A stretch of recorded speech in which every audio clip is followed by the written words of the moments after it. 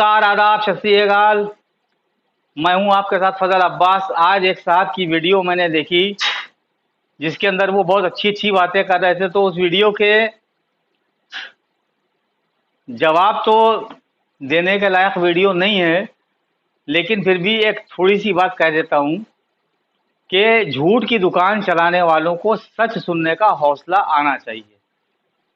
जो श्रमबेरी का digital channel है, तो श्रमबेरी अखबार निकलता है, ठीक है। और जो मेरा द भारत 18 न्यूज़ चल रहा है, तो ये भी रजिस्टर्ड है, दोनों रजिस्टर्ड हैं।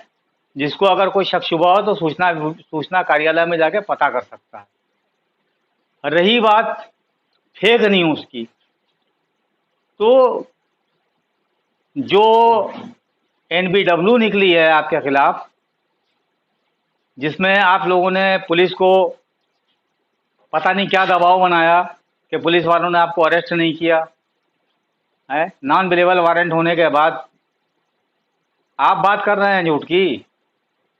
कितनी धाराओं में आरटीआई से जो है आया है कि कितनी संगीन धाराएं आपके ऊपर हैं। तो दूसरे को आप मत देखें। तो एक पत्रकार का काम होता है सच दिखाना, वो हम दिखा रहे हैं और तथ्यों के साथ दिखा रहे हैं। अगर आपको लगता है कि गलत हैं तो आप FIR करिए, फिर कोर्ट में देखते हैं, साबित करते हैं कौन सच्चा है कौन झूठा है। अभी तो शुरुआत की है, अभी तो हमारे पास सबूतों का इतना खजाना है कि 1 महीने तक के लगातार भी न्यूज़ चलाएंगे तब भी कम नहीं पड़ेंगे। तो हमेशा डर और भय उसके अंदर होता है कि जो गलत होता है। सही आदमी नहीं डरता। मेरे पास होने के लिए कुछ नहीं है जो मैं डरूं, आपके पास है। और हर एक का अपना एक दायरा होता है, कोई छोटा या बड़ा नहीं होता है, उसका काम छोटा बड़ा होता है। और पत्रकारिता में जो शुरुआत होती है वो छोटे लेवल से होती है, और यही छोटे लेवल से चलकर बड़े लेवल तक पहुंचता है। माँ के पेट से पैदा कोई पत्रकार नहीं होता है। ठीक उसी तरह जिस तरह के एक छोटा मामूली टकपुंजिया आदमी एक गैंगस्टर बन जाता है, तो उसका सफ़र जो है वो चोरी और उठाईगिरी से शुरू होता है, और बढ़ते बढ़ते वो इतना बड़ा डकैत बन जाता है कि मैं कहना बेहतर नहीं समझता। अदब और लिहाज हमारा पत्रकार की एक अपनी मर्यादा होती है। तो बहरहाल लुटेरा कौन है और शरीफ कौन है दुनिया जानती है। हमारा काम है सच दिखाना। हमारे पास तथ्य होंगे, हम दिखाते रहेंगे। आपका काम है आलोचना करना, आप करें, कोई परवाह नहीं है। दुनिया जानती है कि सच्चा कौन है झूठा कौन है। और अभी ये भी नहीं है, भी एक तो चीज़ और मैं बता दूं, अभी जितने एविडेंस हमारे पास मौजूद हैं, इनका उर्दू, अरबी, फारसी इसमें ट्रांसलेशन हो रहा है, हिंदी में ट्रांसलेशन हो रहा है। उसके बाद ये नेशनल और इंटरनेशनल मीडिया पर चलेगा। आप छोटे छोटे चैनलों को देखकर बोलते हैं कि ये फर्जी चैनल हैं। दूसरों की फेसबुक आइडियाँ जो ओरिजिनल आइडियाँ हैं, ऑफिशियल आइडियाँ हैं, उनको आप बिला करके सोचते हैं कि आपने बहुत बड़ा काम कर दिया, आपकी झूठ और पोल नहीं खुलेगी। मैं फजल अब्बास वादा करता हूँ कि नेशनल और इंटरनेशनल मीडिया पर सबूतों के साथ चलवाऊंगा। अब आप उनको झूठा साबित करके दिखाएं, ठीक है। इससे ज़्यादा मुझे और कुछ कहना नहीं है। आपका काम अपना जो है वो आप करते रहें, हमारा जो काम है हम करते रहें। ना मैंने आपका नाम लिया ना आपने मेरा नाम लिया, कहे आपने भी दिया कहे मैंने भी दिया। लेकिन ये याद रखिएगा, पत्रकार की पावर बहुत होती है, ठीक है ना। आप और मैं पत्रकार भाइयों की बुराई भी नहीं कर सकता, क्योंकि उनके अंदर कोई बुराई नहीं है। सब अपना अपना काम कर रहे हैं, जिसका जो लेवल है, जिसका जो तरीका है वो काम कर रहा है। वो कोई छोटे पद पे कर रहा है, कोई बड़े पद पर कर रहा है। पत्रकार सब बराबर। और एक बात और आप ध्यान रखें, गुंडों में, माफियाओं में, गैंगस्टरों में भले एकता यूनिटी ना हो, लेकिन हम पत्रकारों में यूनिटी और एकता बहुत है। हमारे संपादकों में एकता बहुत है। और दूसरी बात आपको एक और बताते चलें कि अब जितने भी पत्रकार हैं वो वकीलों के साथ मिल के चल रहे हैं। ठीक है ना, पुलिस के साथ मिलके चल रहे हैं। लेकिन जहां पर हमें सच्चाई दिखाना होगी वो हम दिखाएंगे। उसमें अगर किसी को तकलीफ होती हो, और रही बात मौलाना की, तो मौलाना की बुराई किसी ने नहीं की। जो हकीकत थी वो हकीकत बताई। अब मौलाना के ऊपर उंगलियां किसकी वजह से उठ रही हैं, ये आपसे बेहतर कोई नहीं जानता।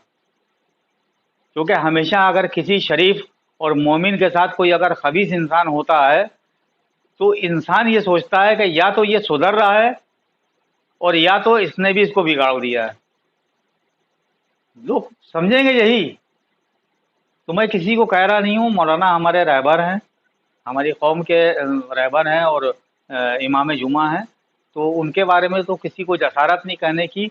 लेकिन जो चीज़ें हकीकत हैं वो बयान की जाएंगी, कही जाएंगी, इसमें बुरा मानने की कोई ज़रूरत नहीं है। अभी बहुत सी एक चीज़ें ऐसी हैं जो चलाना बाकी हैं, बहुत से एक ऐसे खुलासे हैं जो करना बाकी हैं, कि जिसके बाद हो सकता है कि जैसे आप सही लोगों की आइडिया ब्लॉक कर रहे हैं, वैसे लोग आपकी आइडिया ब्लॉक करें। ऐसा होगा, ये यकीन रखिए कि जो दूसरे के लिए गड्ढा खोदता है वो खुद भी गिरता है। तो बस मुझे इससे ज़्यादा नहीं कहना है। तो आप सुधरेंगे नहीं, क्योंकि आदतें जिसकी जो पड़ी रहती हैं वो वही करता है, और हमारा जो काम है वो बदलेगा नहीं। ना कल पत्रकार बिकते थे, ना आज बिकते हैं, और ना आने वाले वक्त में बिकेंगे।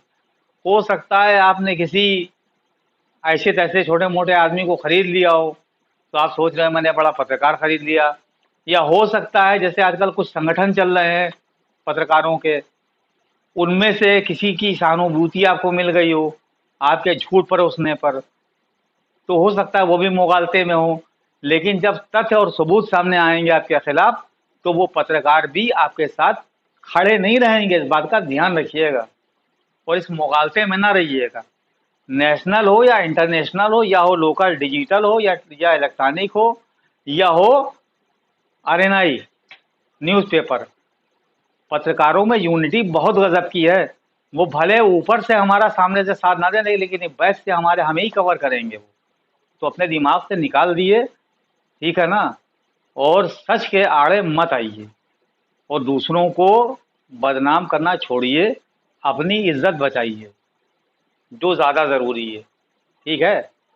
और एक बात और बता दूं, सरकारें हमेशा किसी का साथ नहीं देती हैं। मोनू मानेसर को देख लिया ना, तो बस इसी तरह जो गैंगस्टर होते हैं ना, वो कभी ना कभी जब सरकार उनके खिलाफ हो जाती है, तो वो या जेल में होते हैं या मार दिए जाते हैं, और पुराने भी केस निकलते हैं। इस बात का ध्यान रखिएगा।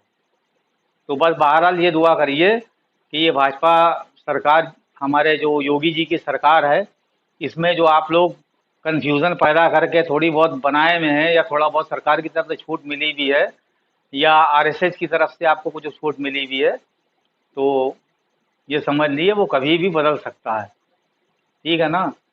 और मुझे कहने की ज़रूरत नहीं कि मैं कौन हूँ, वो संघ के लोग भी जानते हैं, भाजपा के लोग भी जानते हैं, और जब ज़रूरत पड़ेगी तो आपको वो चेहरा भी दिखाएंगे। ठीक है। बस इससे ज़्यादा मुझको कुछ कहना नहीं है।